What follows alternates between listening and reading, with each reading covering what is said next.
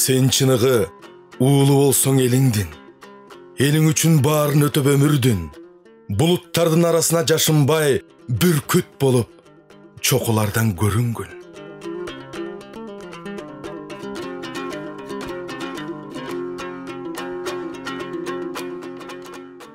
Ал кыргыз уулу кандай болууга тийиш, мекенди кантип сүйүп, кандайча кадырлаш керек экендигин жалындап күйгөн жүрөк аркылуу айгинеледи.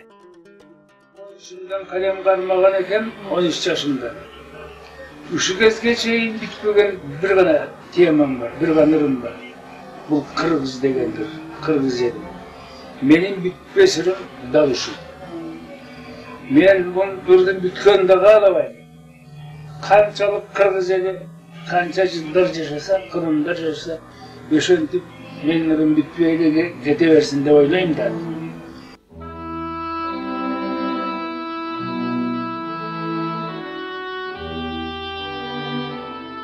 Акын айланасына астейдил мамиле жасап, табиятка таазим эткен үчүн жүрөгү кыргыз деп сокту. Кыргыз деп кыйналды. Ошон үчүн Байдылда деген баркка ээ болду.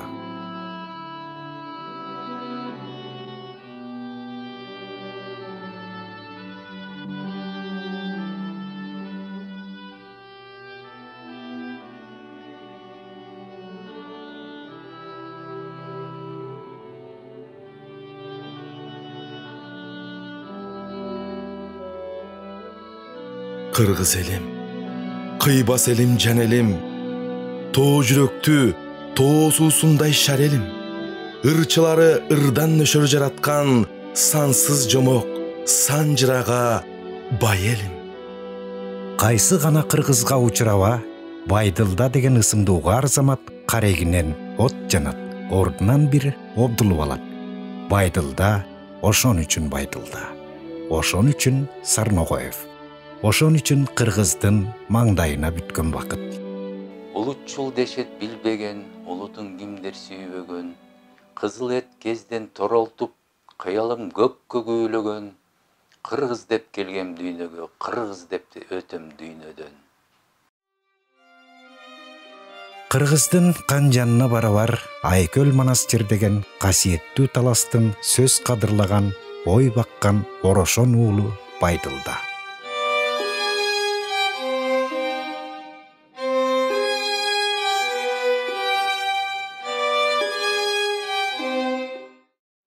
Кайран акын, кадыры зор, кайраты тоо, баркы кезинде анчейин баамга урунбаган, калемпир мурчу аралаш, койкум сөзгө эгедер, эли жерин эстээр замат, түн уйкусун бөлүп, түйшөлгөн акын.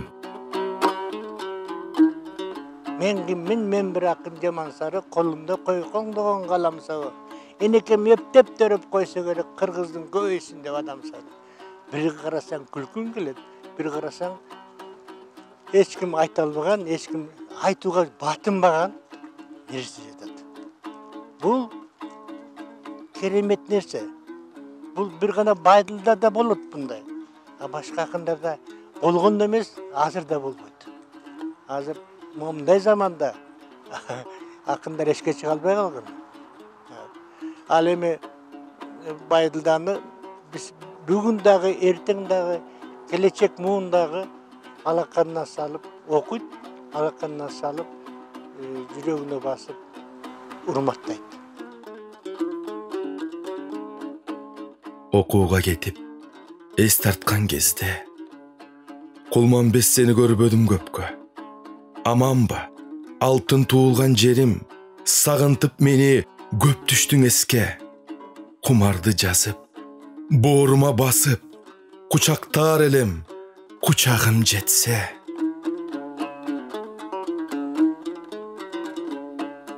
Кулманбестин кулуну, таластын карайынан, кадимки шумкар уясынан шумкардай атырылып, кең мейкинге сабалап, бийик чабыттаган уул. Бул жерде Байдылда байке чоңойгондо. Мен көргөндөн Байдылданын атасынын коргону Сарногойдун коргону. Мына ылдыйраакта алдагы жолдун бурулуш ченде болчу. Мен кайсы себептен айтып атам? 1944-жылы менин апам колхоздо доярка болуп, анан кийин бул жерге жайлап калдык да. Ошо кезде Мүсүрал деген колхоздун зав фермасы болчу. Ошо кишинин Турсунбек деген баласы болчу. Ал Турсунбек кийин кайтыш болду. Университетте өмүр бою иштеди. Математика, физика илимдеринин кандидаты болчу. Мүсүралиев Турсунбек деген. Ал менден чоң, анан Байдылдага келер эле да. Байдылда экенин бу жерде атасынын коргону бар эле. Турсунбек экөөбүз, ал тең түз киши. Анан экөө бирге ойнойт. Мени башка бала жок, Турсунбек ээрчитип алат да дайым. Сарногой чоң атанын үйүндө бир Кадеге апа деп койчубуз да, кемпир. Анан Байдылда экенин эжеси бар эле, Зейнеп деген. Сенде туулгам. Сен жүрсөң дойдого көп жыл өттү. Көрүүгө шарт болбоду. Сагыныпмын. Сагыныпсың аябай, салам сага, Сарногойдун коргону. Кайда бүркүт, теги тоодо шаңшыган, каңтара тээп, карышканын жанчыган, аскаларды биратканда кыдырып, атам маркум көз салчу эле артынан.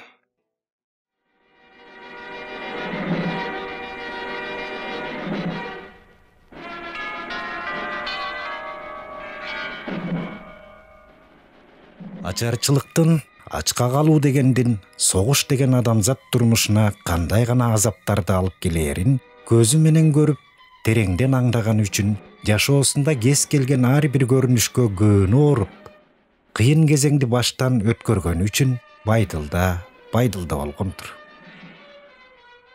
Согуш жылдар. Алсырашып канча жан, ачарчылык аткый кармап аркаман. Жетпегеним аз келгенсип өңүмдө, түшүмдө да түк көрчемес арпанан. Согуш учурунда биз ашка жетсек жетип, жетпей калган учурубуз болду. Бут кийими жок. Балдардын таманы кадимки эле кайыштай болуп калчу. Анча-мынча тикенек кирчи эмес бутубузга. Чөңөрдөр алап колхоздун машагын терип калдым мен деле. Байдылда байке колхоздун түйшүгүн жаштайынан абдан тартып калды да. Кайсы бир күнү айыл ичинде ашта олтурган бала айлана тегерегин сүрөттөп көкүрөгүнөн чыккан саптар менен мөндүрдөй сабалап төгүп кирет.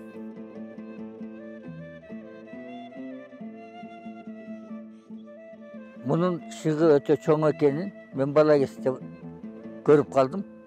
Анткени биздин үйдө биринчи жолу жамакта ырдап, элдин астында ырдаганы эсимде турат.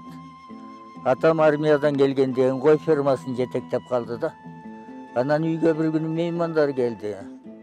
Муну мен өсүм чыгармамда да көрсөттүм эле. Ошо кезде Сара деген аял бар болчу колхоздо, бухгалтер. Домбура менен ырдачы, казак өлөңдөрүн абдан. Ошо кишилерди чакырып мейман болуп калды. Байдылда күйгө каралашып жүргөн. Анан бир убакта атам чакырып калды, билет экен да. Бакен келип ырдап берчи деп. Анан баягы карышкыр келет кабактап, кара боскосу жамактап, силерге ырдап берейин, аста болсо жамактап деп баштап бир топко чейин ырдаган эсимде турат. Андан кийин бул оозга алына баштаган. Мына бул жер Таластын Талдыбулак айылы. Арыда Ак Коргон. Анан узактан караган адамга көз жоосун алып кадимки Шумкар уя. Асканын падышасын көрсөң мына, абалтан даңкы бийик Шумкар уя. Айтылуу Семетейдин ак шумкары бир кезде канат көөлөп жаткан тура.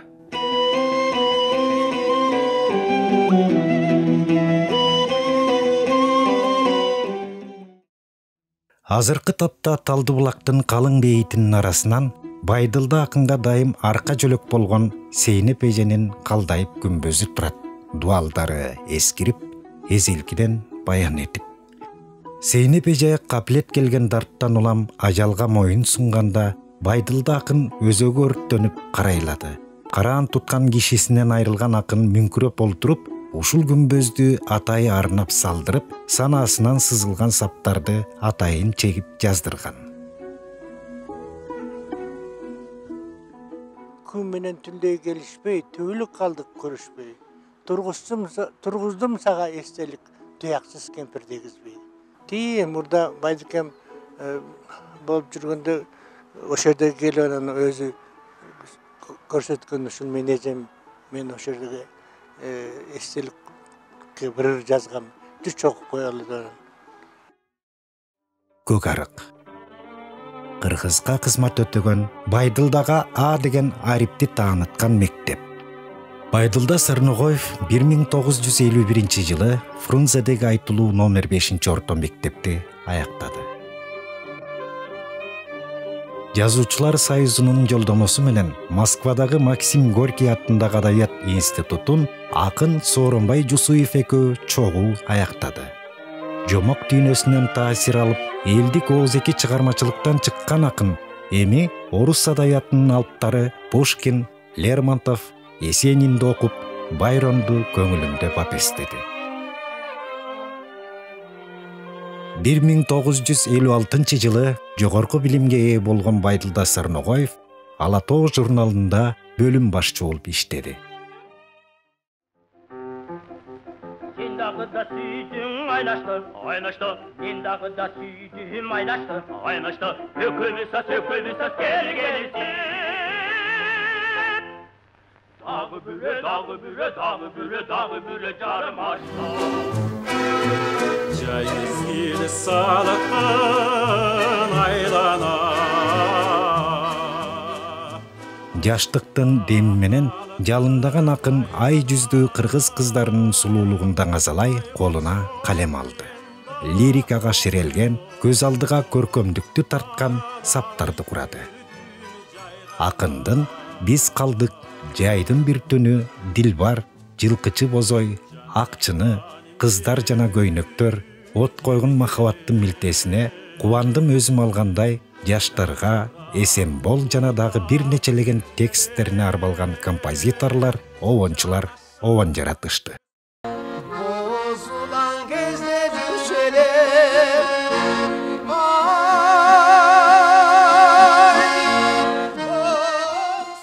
Арзуусун тапты, ага арнап эчен ырлар жазды, үй бүлө күттү. Мен сүйдүм. Мени чындап ада сүйдү. Үйлөндүк. Үйүбүзгө бакыт кирди. Алакку ысык көлдө сүзгөнүндөй турмуштун көлүндө да сүзө билди. Акындын жары Зина апада чыгармачыл инсандын жары кандай болуш азап экенин түшүнүп, оорун колдон алды. Экөө Баястан, Бактияр, Бакай деген балдарды, Карлыгач менен Гүлсана деген кыздарды табышты. Лапша айткан жокпуз. Кез-кезде эле Зинахан деп койчу, анан мен болсом, ой чалдып койчу ошо жаш кезде, анан келипсем деп койчу. Ошону эле бири-бирисине кызды. Айтпай энекей. Анан кез-кезде мындай чыгармачыл адамдар мындай ар бери жүрүп, жолдоштор менен келип калат да. Анан мындай жакшы туруп, кээде чагылгандай болгон бир характери бар эле. Бирок ошол характери мындай бат эле жоюлуп кетчү. Ушул китептерди окуп алып, сен байлыгыңа могу китеп деген да ушул. Анан мен ошо атама ыраазымын да. Мен образованный болсун деп. Ар бир китептерди могу байрамдан баштап Гёте, Омар Хайям, Есенинге чейин баардыгын окуп. Ушул жакта бар. Ак калпактан кийин Тоолор жана Тоолуктар аттуу китептери улам биринен сала бири жарык көрүп, ал эми акын улутчул, бул кыргызды башкалардан өйдө коет экен деп ур тепкиге калды. Кол кушурган айрым партиялык кызматкерлер Байдылданын талантын баркалбай бюрого дейре чакырышты. Биздин кылым карыткан комуз күүлөрүн жакшы көрчү. Карамолду, Ыбырай, Атайдын күүлөрүн кыялданып укчу. Өзү да комузду абдан жакшы түшөтчү да. Улутун сүйгөн, эне тилине күйгөн адам болчу. Орус тили, улут тил ушул биздин заманда, бирок кыргызча сүйлөбөгөн жаманда. Эне тилин билбеген эс жогун аныктайт, эне тилин сүйбөгөн элин сүйүп жарытпайт деп бир кезекте чыккан. Ошондо өйдө жактан катуу сынга алынып, улутчул деген ардактуу наам беришкен. Сарноғаев деп эле коеюнчу, калганын айтпай. Келе бер. Илгери биз бала кезде элетте айыл арасында серкеним майын ашаган 80-ге чыга жашаган, ток тунум майын ашаган 90-га чыга жашаган деген аялдардын кошагырларын кулагым көп чалган. Ашууда берген отчетум. Миңдеген нускан менен улам басылып чыкса да, эл издеп кайра тезиле таппай калган окурман журтунун сүйүктүү китеби. Эмгекти сүйгөн, элин сүйгөн, жүргөн жерин шаңгайланткан акын. Ток тунум майын ашабай, эми топосун майын ашаңыз. Той бүркүттен күйленип 90-га чыга жашаңыз. Bize göre yeter.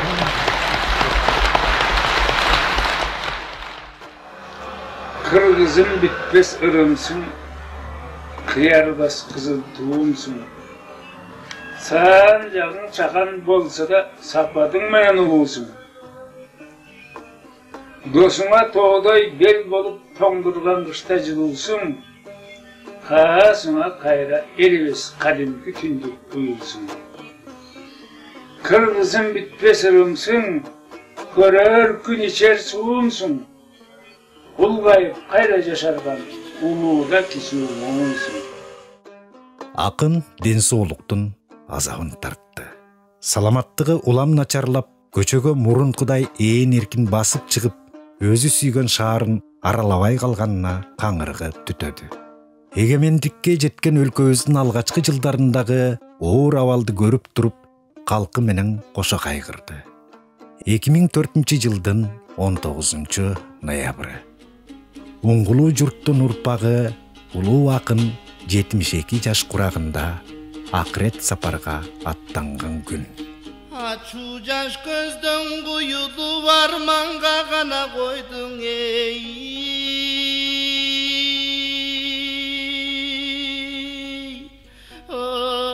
Буйруп аскар той элең байды кең ары баскана жандай туюлуп. Кайгыга кыргыз көмүлүп, кабырга турат сөгүлүп, калкагар тоодой бар элең картай баса жандай көрүнүп. Өкүттөгү көй кесилип өрттөнөт гана жүрөк.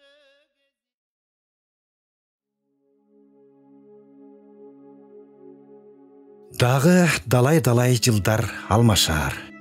Жаңы муун биздин ордубузду басар. Ошондо да улутум деп, эне тилим деп, мекеним деп жанын сабаган акын Байдылда Сарноғоев деген ысым жаркын келечегибизге дем күч берип, кайра-кайра айтылып, кадыры артар. Элине төккөн чексиз сүйүүсү аркылуу артыбызда келе жаткан жаштарга, келечек ээлерибизге саптары аркылуу намыскөй болгула, мекенди сүйгүлө, кыргыз үчүн күйүп, кыргыз деп ырдагыла деп дайым чакырык таштап турары ырас.